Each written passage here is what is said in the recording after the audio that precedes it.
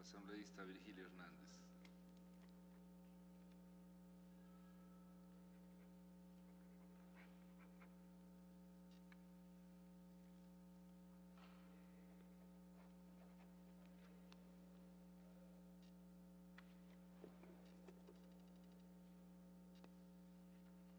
Gracias, señor presidente, compañeras y compañeros asambleístas.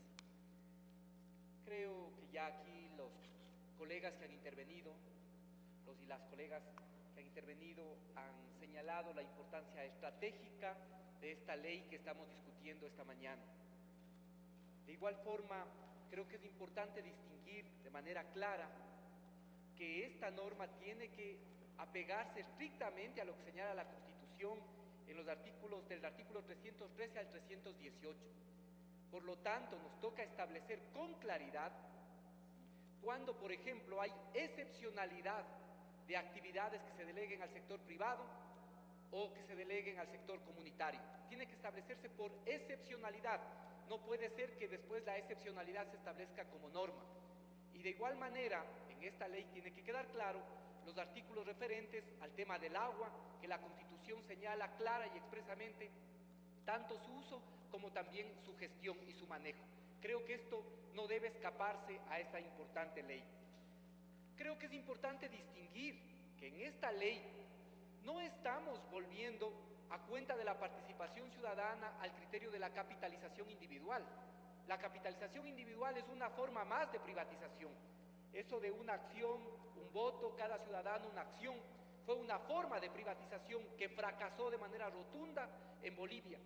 Y por lo tanto, esta ley lo que busca es más bien establecer un marco claro, una estructura clara que permita un manejo eficiente, eficaz de los negocios y de las empresas del Estado.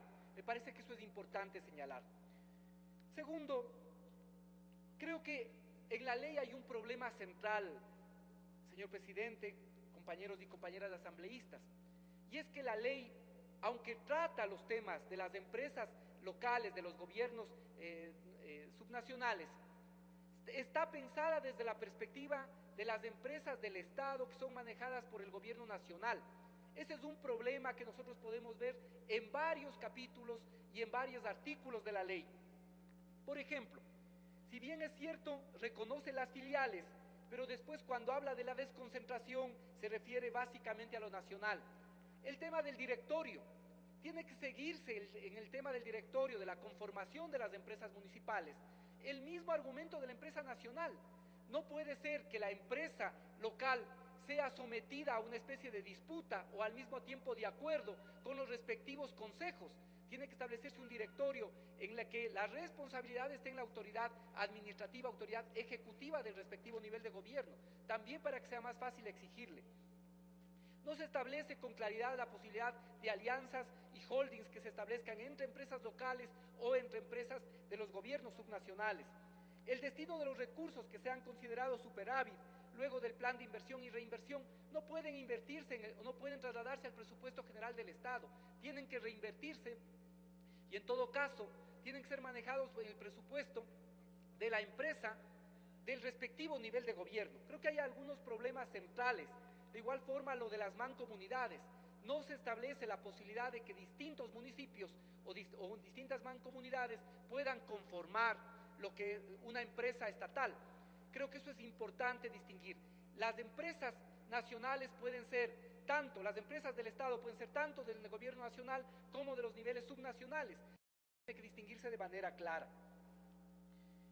Luego, me parece que un elemento fundamental es pensar que el papel del Estado, uno de los elementos centrales del papel del Estado es la redistribución.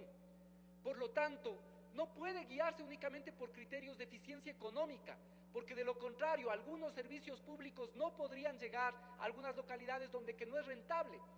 Por eso, algunas reflexiones o algunos señalamientos que existen en la ley, como por ejemplo, de que se establezca un marco jurídico para que el Estado establezca subsidios temporales, no tienen razón de ser. Tiene que establecerse en función de las necesidades del mercado, pero también en función de las necesidades del país y de la ciudadanía. Esta revolución no es ni tiene por qué ser considerada como antiobrera. aunque algunos funcionarios a veces hagan méritos para que esta revolución se considere antiobrera. Pero esta ley no puede ser considerada ni puede tener esos visos antiobreros que a veces se nos pueden escapar. Por eso es fundamental que quede absolutamente claro y quede absolutamente claro que el régimen de los trabajadores de las empresas públicas tiene que estar sujeto a lo que señala la Constitución.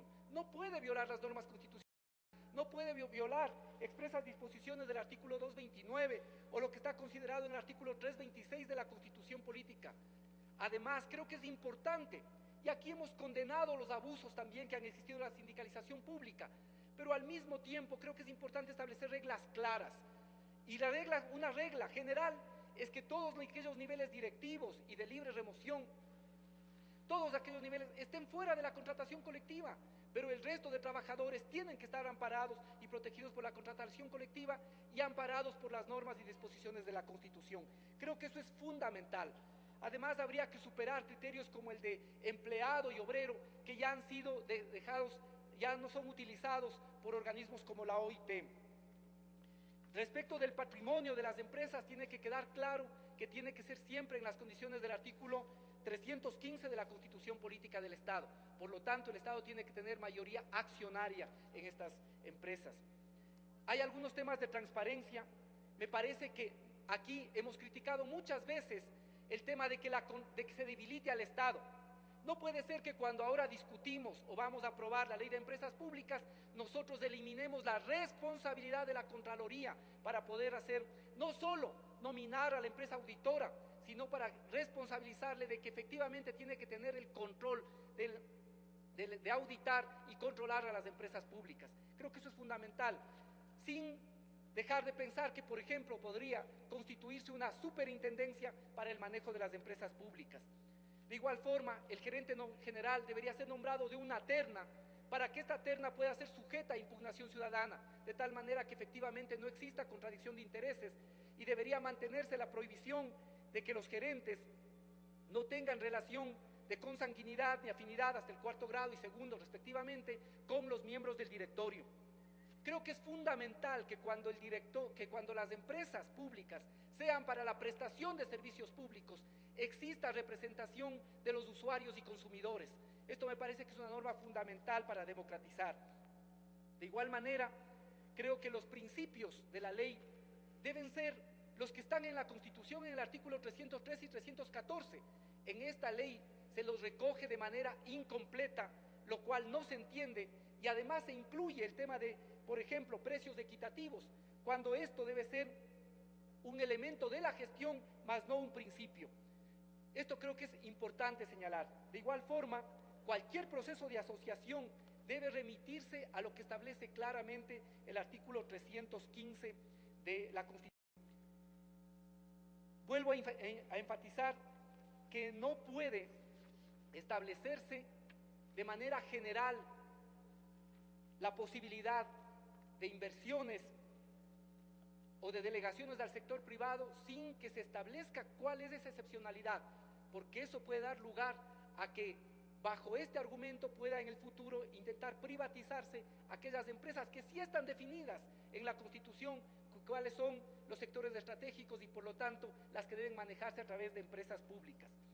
Y de igual forma, creo que en la disposición transitoria tercera me parece importante el criterio que ha recogido la Comisión en el sentido de que exista un comité y que ese comité sea el responsable del destino de las empresas militares, que en ese comité se vea aquellas que están destinadas a la defensa, aquellas que son estratégicas o aquellas en las que se pueda desinvertir.